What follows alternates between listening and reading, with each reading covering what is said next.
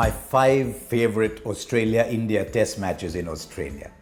I wish there were more to choose from because India have lost so much over the years in Australia that you seek moments when India won a test match and there were not too many. I mean, I know there were 2 test matches in 77, 78 that the spinners won. I'm not belittling that, but the Packer players were away. Then that great win at Melbourne in 1981. But as usual, I'm going to stick to games that I saw. And so at number 5, I'm going to pick a magnificent test match, one that India lost. But that doesn't take away from how excellent that test match was. 2014 Adelaide, Virat Kohli is captain of India for the first time. He doesn't have a great attack at his disposal. Ishant Sharma, experienced bowler, is still there, but he had a much younger Shami, Varun, Aaron, Karan Sharma, just 4 bowlers to play with. And Australia pile on the runs, declare in both innings and set India 360 plus on the last day to win in Adelaide. You don't score those runs.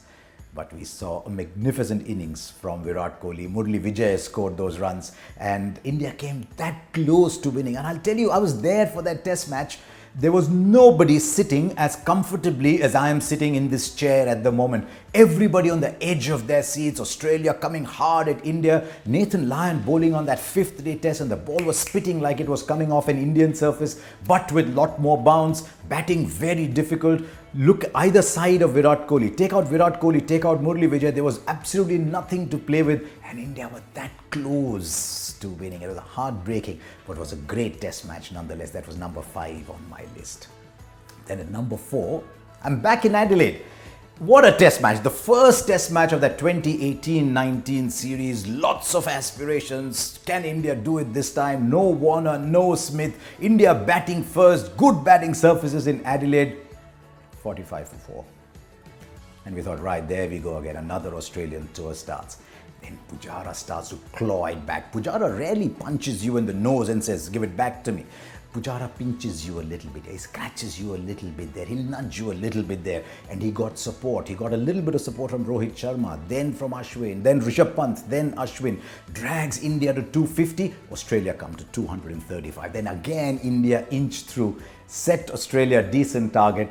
And Australia just 31 runs short. At one point, it seemed India were one up, about 120 to get, only 3 wickets in hand. The tail started coming closer and closer, and eventually India won by 31 runs. But I remember it for a few reasons.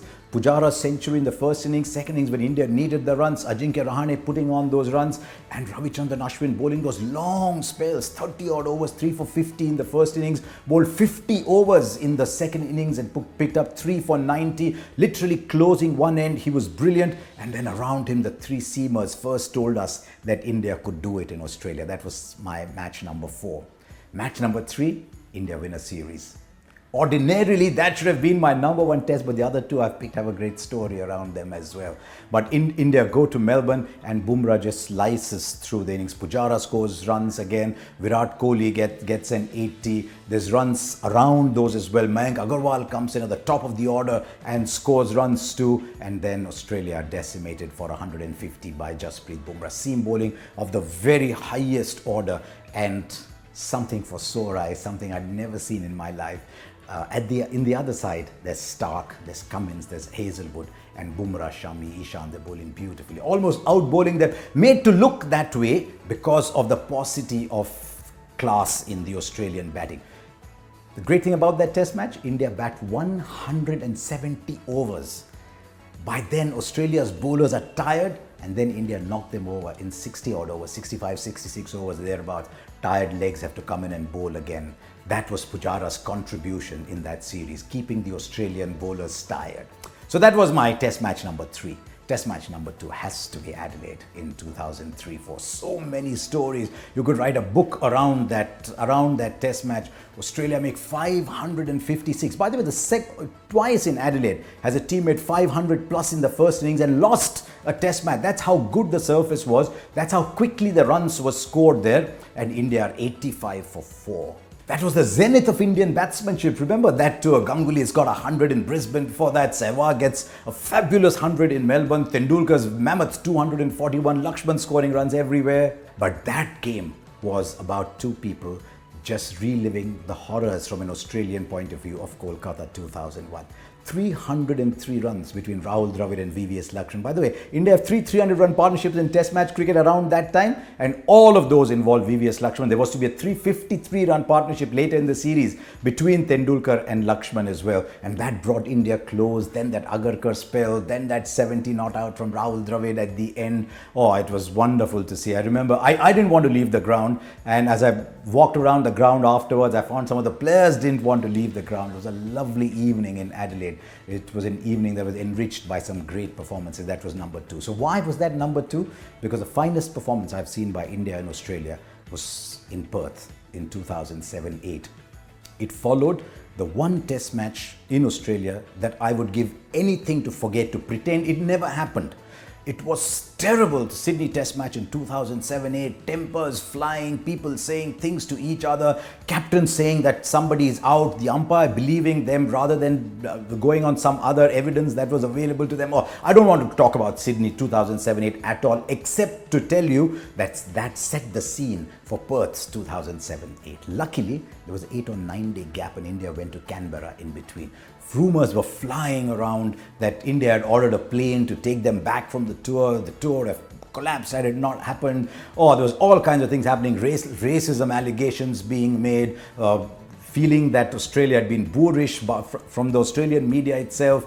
There's a reason I'm telling this story. India come back to Perth. It's a test match that's been made for India to lose. Fast, bouncy track in Perth. Australia pick Mitch Johnson, Brett Lee, Sean Tate. Has there been a quicker trio of bowlers? And the most effective of them all, maybe in those conditions, was Stuart Clark. But India had contributions. Rahul Dravid hung in there, got a 90 in the first innings. Then when India trying to run away from Australia, VVS Laxman scores a 79. Irfan Pathan swings the ball around, picks up both the openers very early, scores a 20 odd in the first innings, is promoted to number 3 in the second innings, gets 40 plus over there and plays a valuable innings. It was a wonderful test match for him. Then when Laxman is taking India away from Australia, RP Singh scores a 40 and stays with him for a very long time, and eventually India win a test match with Anil Kumble being an extraordinary leader. I only wish Anil Kumble had led India more often, but the feeling that day was that you cannot let all that is happening in the ground around you get to you. If anything, it strengthens you. And purely for all the forgettable events before that, Perth's 2007-8 was still my number 1 test match.